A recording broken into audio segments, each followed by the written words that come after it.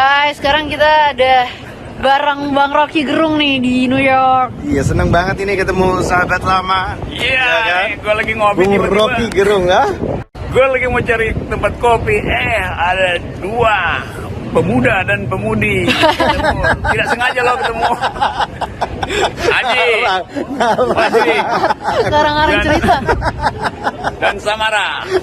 Saya ketemu kemarin mereka menikah dan dia kabur buat honeymoon di sini. Tuh di belakang saya tuh ada bukan Empire Sunda Empire, tapi Empire State Building. Oke.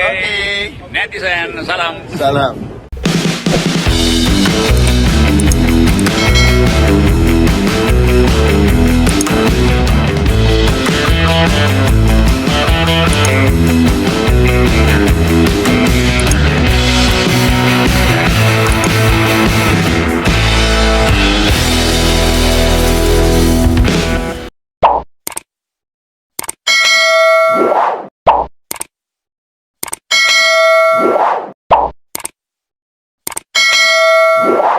Ya, oke. Sekarang saya akan mengajak Anda untuk ngobrol. Saya kira serius tapi nggak serius tapi mungkin serius gitu ya. Ini saya tiba-tiba dikirimi orang foto Anda ini bersama dengan mantan politisi PSI Samara Amani dengan suaminya di Washington atau di New York ini di Washington ya kalau nggak salah ya, Bung Rocky ya. Nah ini kelihatannya kalau lihat foto Anda bertiga senyum lebar nggak pakai masker ini sebelum pandemi gitu. Tapi kemudian orang bertanya-tanya ini apa ada kaitannya dengan kemunduran Samara Amani ya dari PSI? Saya bilang saya akan tanyakan pada Bung Rocky karena daripada jadi isu liar gitu nanti dianggap bahwa mundurnya Samara Amani itu dihasut oleh Rocky Gerung, kan bahaya. Iya, itu memang ada pembicaraan soal itu kan. Saya ketemu Samara di New York gitu. Saya dari toko buku terus ketemu mereka. Suaminya tuh teman baik saya, profesor yang pinter antropologi Arab, Muslim, pemikiran politik Islam, dia pinter betul. Dia profesor di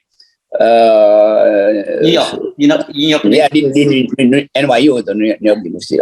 Ya. Ya lalu kita ngopi-ngopi di situ tuh, terus ada foto itu. Itu foto mungkin awal pandemi itu, jadi bulan-bulan awal Februari itu di New York. Lalu kita bicara tentang politik Indonesia itu. Kan biasa kan ada Samara dan saya mendapat kesan buat Samara sebetulnya dia kritis terhadap permainan politik. Dan saya tanya, Samara bilang oke, dia memutuskan untuk belajar dan saya anggap oke, bagus betul belajar karena pasti suaminya juga setuju karena ini kan lingkungan intelektual aja tuh.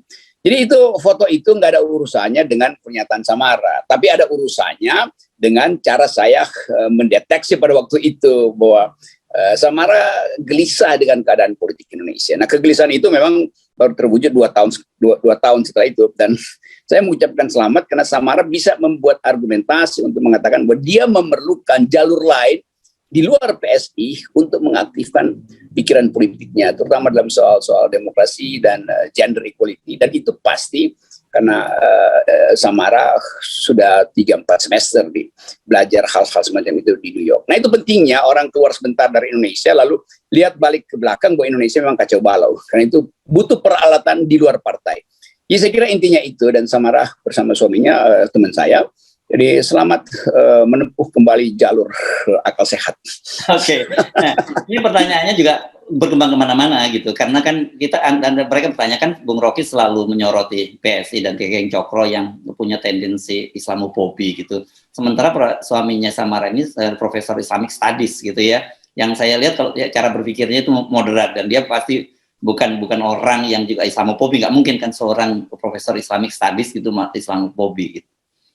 Iya, saya kenal baik cara berpikir Aji ini. Namanya Aji itu ya, suami Samara itu juga pemikiran Samara. Ini orang-orang yang memang terbuka perspektifnya tuh. Jadi apalagi kalau sekarang ada Islamofobi dan PSI juga adalah bagian dari gerakan Islamofobia sebetulnya tuh. Karena satu paket dengan pikiran-pikiran kawanan Cokro TV. Saya salah tuh bilang kawan-kawan di Cokro TV. Maka sebetulnya momentumnya dapat itu. Artinya kalau anak sekarang bilang vibes-nya memang menguntungkan Samara tuh.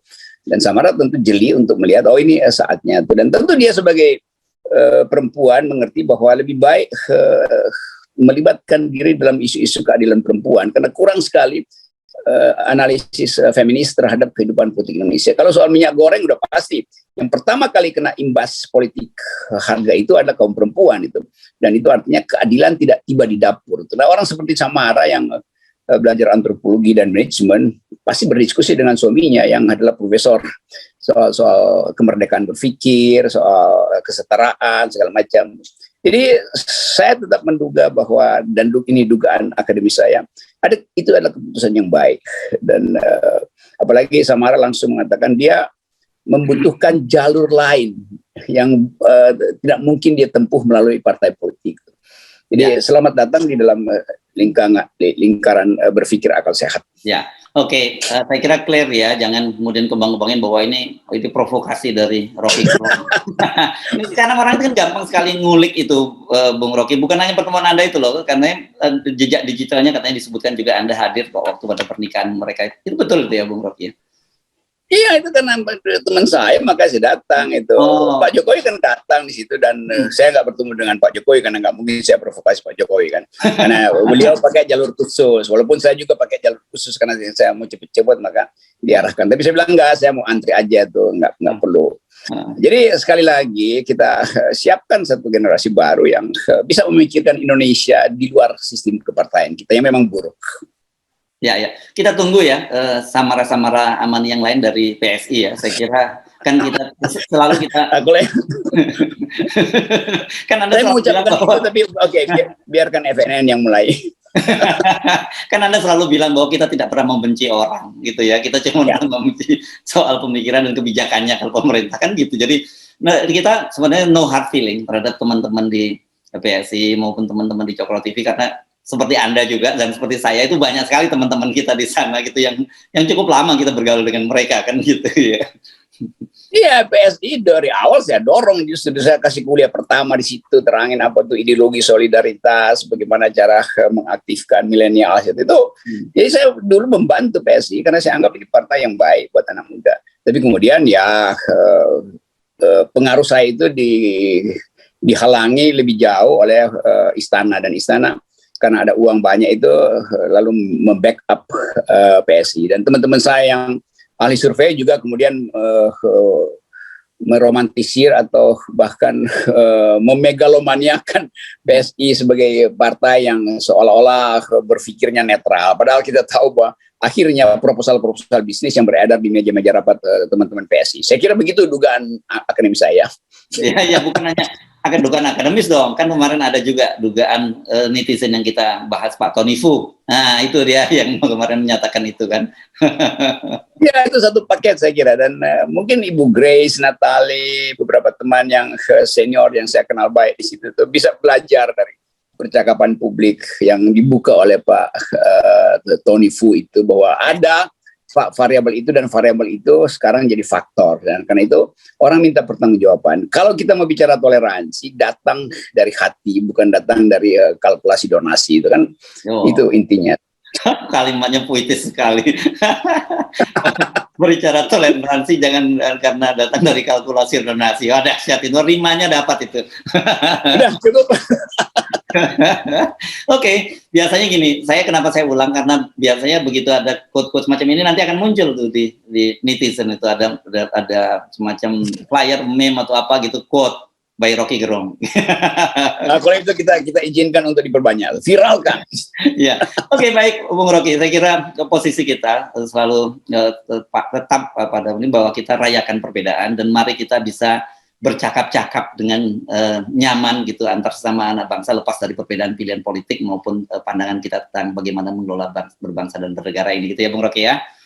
Wah, itu pesan Ramadan sambil menunggu buka puasa nanti oleh Ustadz FNN. Harus levelnya masih Ustadz, belum kalah Habib Rocky Gerung. Kalau Habib makomnya lebih tinggi.